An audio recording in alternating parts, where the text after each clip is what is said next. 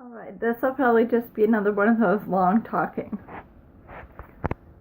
I was thinking things and I thought, that's kind of like YouTube. That's probably why I make so many videos and I don't think anything of it. It's because I just think that's the way life is. Okay, let me step back. I'm walking forward as I say. Let me step back a bit. I meant mentally. Okay. It was years ago, but somebody invited me to something called the Christmas Box House. And a bunch of children who have benefited from its goings-ons talked, and they were like foster children. And they talked about these horrible situations that they came from and lives that are just almost unbelievable. But that's the way children were raised, and that's the way they think life is. They don't doubt it.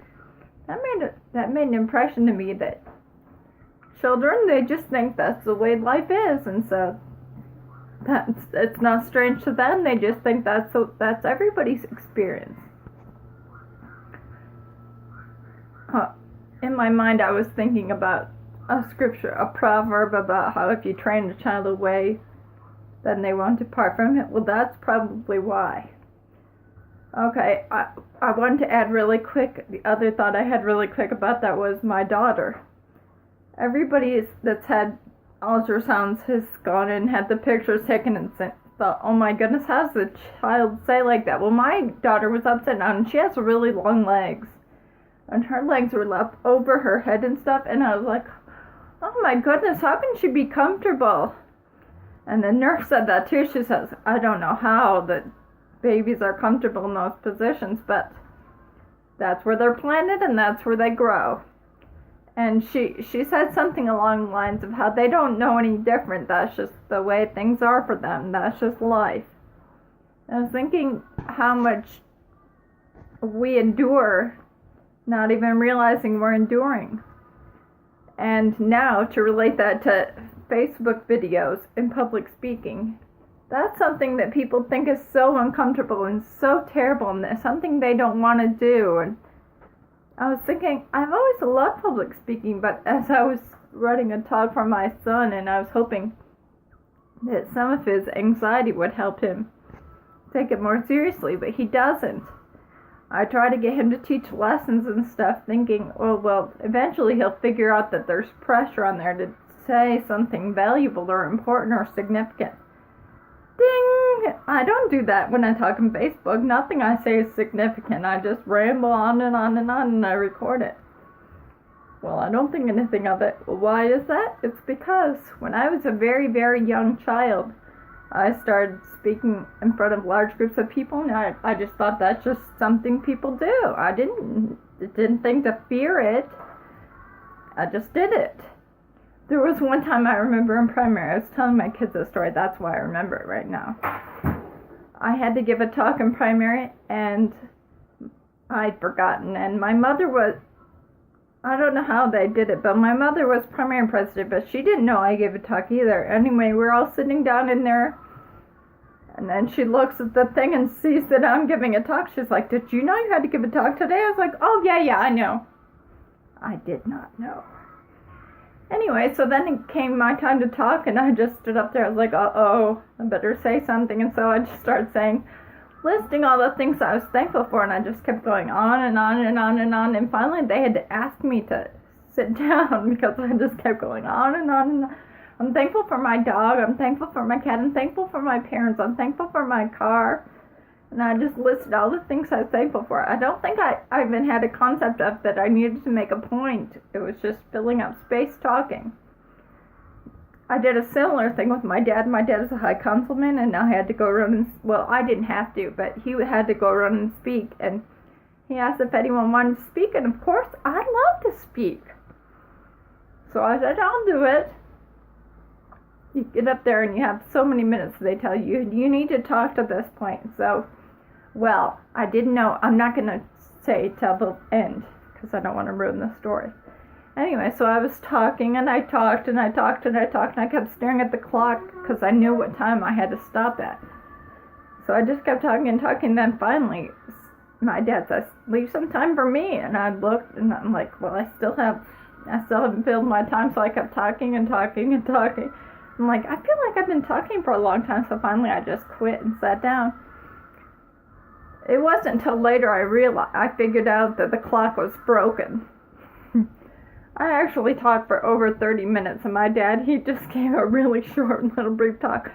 Needless to say, I was never asked to come speak with him again.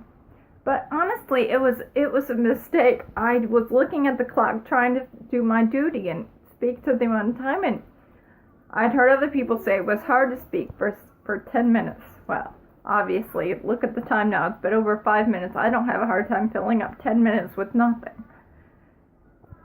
So I just kept talking and talking and talking and talking, waiting for the clock, and it never came. Okay, my point.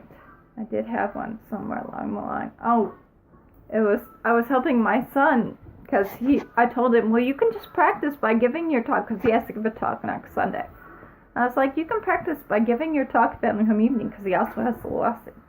I said, you can just give your talk. He says, are you going to help me write it? My Little Pony is your little pony. Okay, I'm making a video right now. Anyway, so we're going to work on that, and that just made me think, oh, well, why isn't he afraid of speaking? Well, nobody in my family is. They've been starting to speak since they were like really little in primary. Oh, primary, if you don't know, it's an organization where little kids beginning primary school. Anyway, it's a place at the church where they go and they talk. Well, it's all kids listening, so their talks are like, hi, I love the church. It's great. It was established at such and such time. The end. That's it.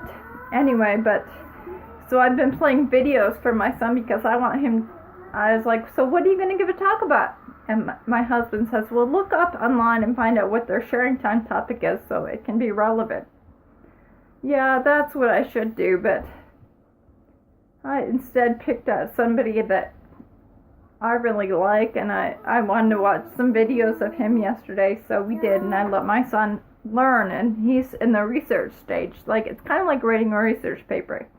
Right now, he's just studying all he can and reading the actual scriptures about somebody, and then I'm going to ask him to tell the story in his own words. And I asked him, do you want some pictures? He does, so he'll probably show pictures and tell the story. That's that. Anyway, so the reason why public speaking and making YouTube videos is something I do a whole lot, and I know a lot of other people don't, it's because I don't think to be uncomfortable. I don't think, oh, the whole world will be looking at this. I don't think anyone will see it, and honestly, I really don't think anyone will. So, there's that.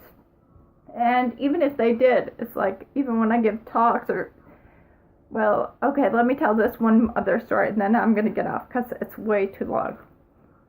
But I really could not sing, and I cannot sing anymore, and somebody asked me to sing a song, and I was like, okay, I'll do it.